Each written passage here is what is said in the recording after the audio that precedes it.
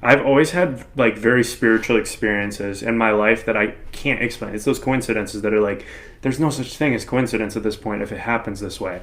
Can you think of any that are like off the top of your head that you... One of my favorite stories that I usually like to tell people about is there was a time when I was working at a grocery store, and I was doing kind of everything. So like this place that I was working at was completely disorganized. Not to blame anybody, we were all doing our best, but management, everything was just not great. It was crazy turnover, and it just wasn't a place that you wanted to work at. But I stuck through because we were taught, we were raised with work ethics. So like you do your job and you complete your job and you do what you say you're going to do. So that was a great place to develop that.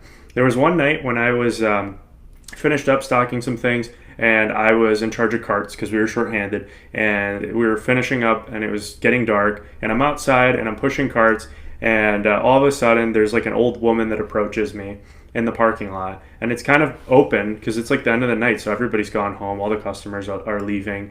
There's maybe a few people left in the store, and this woman approaches me and she asks me for money for a bus ticket, and there's a bus stop right around the corner from where we were at. So I figured, I'm like, of course, yeah. So I reached in my pocket, didn't even look, I just grabbed cash, handed it to her, whatever I had in my pocket, which probably wasn't much at the time. And so I didn't think much about this scenario, except for when I went to go turn around to push back the carts, I wanted to take a glance because I had a feeling like I wanted to take a glance and take a look at like, making sure that she got there okay, how's she moving, all that kind of stuff. And I turned back, she's gone, like completely gone out of the parking lot. And we were like right in the center, and the bus stop was in the corner. And it wasn't a far distance for somebody that age. I'd say like she was in her like 70s, mid 70s. Like for somebody that age, it would have been a distance to pass that quickly. I know it wasn't that long. And so I freaked out. I wasn't thinking anything like of it in the moment. And I wish I could pull these surveillance tapes. Maybe if I get a chance, like I'll try to see if I could reach out to the organization and see if they can pull this tape. Because I ran around the building. I first ran to the bus stop and she wasn't there.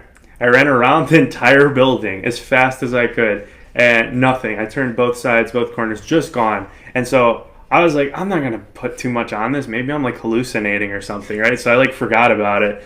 And then I think it was either like a few weeks later, a few months later, I'm talking to my dad on the phone, and he's telling me about a stop that he did. He's a truck driver. He's delivering things to people.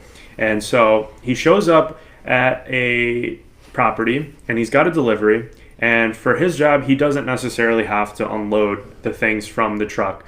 But sometimes because he's, that type of person, he sees somebody who needs help, he's going to step in and he's going to help no matter what. So in this case, he sees somebody, he sees that they need help. He unloads for them and takes it in. I believe it was a church, but I can't remember entirely. I'd have to talk to him about it. Yeah. But I remember I might have mentioned that story to him before, but the previous story about me, with the lady, Mm-hmm. But it was just in passing, and it wasn't something we got into. He tells me that day he delivered to a woman, and at the end of the delivery, she insisted on tipping him. And when she like insisted on tipping him, he said that she reached out and tried to hand him money, and she didn't know him at all. All she knew him through was through his actions. She said, "Give this to your son." It's like, how do you know, first of all, like, he has a son? Wow.